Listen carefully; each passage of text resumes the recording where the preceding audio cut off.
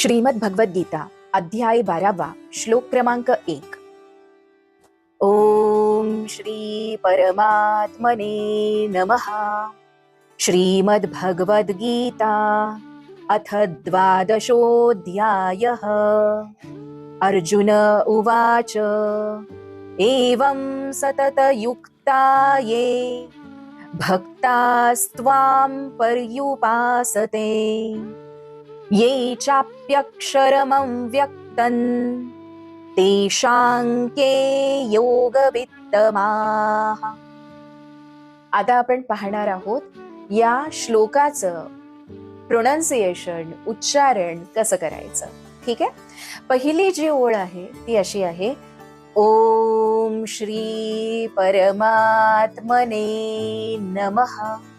इथे ओमचा दीर्घ उच्चार करायचा आहे। परमात्मने, यामध्ये परमात्मणे असं नाही म्हणायचं, इथे न नळाचा आहे। आणि शेवटी नमः, इथे नमः म्हणायचंय, नम इतकं म्हणून सोडायचं नाहीये। ओके, त्यानंतर दुसरी जी ओळ आहे ती अशी आहे, श्रीमद भगवद गीता।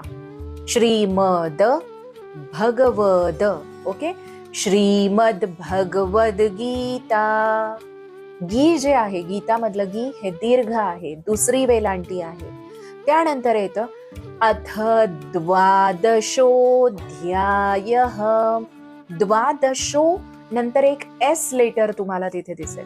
तर एस लेटरच्या अगोदर जो कुठला शब्द लेटर असतो विथ इट्स मात्रा, आता इथे शो असा आहे, तर त्याला आपल्याला दीर्घ करायचं असतं, म्हणून आपण त्याला कसं म्हणणार, अथ 12 अथ 12 ठीक आहे। यानंतर अर्जुन उवाच, अर्जुन उवाच, अर्जुनुवाच असं नाहीये ते, इथे आपल्याला न चा पूर्ण उच्चार करायचा आहे, म्हणून आपण म्हणतोय अर्जुन उवाच। इथे उवाच असं नाही बोलायचंय। का नाही बोलायचंय? कारण उ रस्व आहे, पहिला उकार आहे। ओके, त्यानंतर एवं, आता इथे आपण व नंतर जी अनुस्वार आहे व वर, त्याला आपण म चा साऊंड देणार आहोत। इथे आपण न नाही म्हणणार, एवं नाही होणार ते। आता इथे काय होणार आहे, एवं। त्यानंतर सतत युक्ता, सतत युक्ता असं नाही बोलायचंय आपल्याला, याला आपण सतत, मराठी मधलं सतत नाहीये हे, याला आपण कसं म्हणणार, सतत युक्ता। एकत्र बोलल्यावर ते कसं दिसणार आहे, एवं सतत युक्ता। त्यानंतर येतं ये, इथे जो ये आहे, यज्ञामधला आहे, एडक्याचा, ये एकलव्याचा नाही बोलायचा। ओके, एवं सतत युक्ता ये भक्तास्त्वाम। आता इथे स्वाम वरती एक अनुस्वार आहे, पण इथे स, त आणि व असे 3 लेटर जॉईन आहेत। मग आपण कसं बोलणार याला, भक्तास आणि मग त्वाम।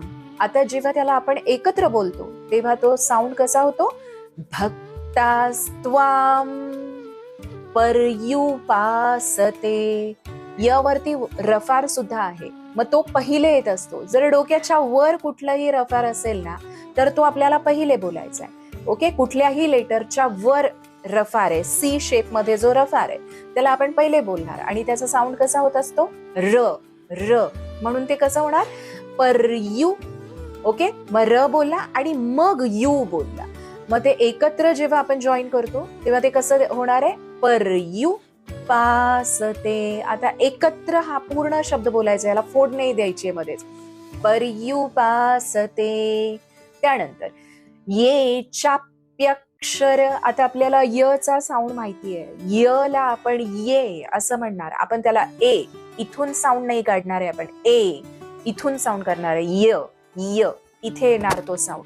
ये चाप्य, प आणि य जॉईन आहे, चाप्यक्षर, चाप्यक्षर, चाप्यक्षर, आणि मग म व्यक्तन। आता इथे पहा, वरती आपण एवम बोललोय, पण खाली आपण काय करतोय, अनुस्वाराला व्यक्तन बोलतोय. ठीक आहे. मग आता हे काय होतंय, चाप्यक्षरमं व्यक्तन, ये चाप्यक्षरमं व्यक्तन. म इथे पूर्ण आहे, तो अक्षरम असा नाहीये.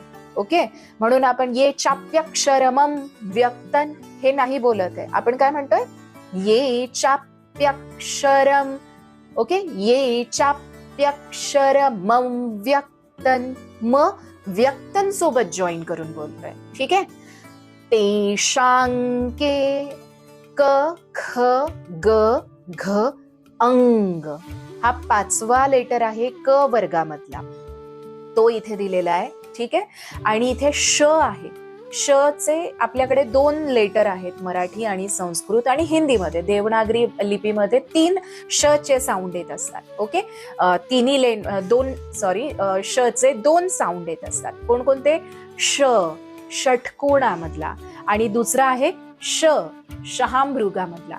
आपण जे इंग्लिशमध्ये म्हणतो ना, इंग्लिश, त्यामध्ये श शहामृगाचा येतो. ओके, इथे मात्र काय आलाय, श श शिट्टी वाजल्यासारखा साऊंड येतो ह्या श लेटरचा.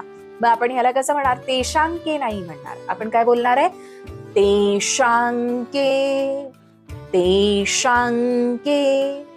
हा जो आहे अंग, त्याचा अंग असा साऊंड येत असतो. ओके, म्हणून याला तेषाम किंवा तेशान असं नाही होणार. ते आपल्याला कसं बोलायचंय, तेषांके योगवित्तमाह. माहा शेवटी जो विसर्ग दिलेला आहे तो प्रॉपर उच्चार करायचा, त्याला योगवित्तमा असं बोलून सोडायचं नाही. आता आपण हा पूर्ण श्लोक परत एकदा पाहणार आहोत. ओम श्री परमात्मने नमः. श्रीमद् भगवद गीता अथ 12ोऽध्यायः.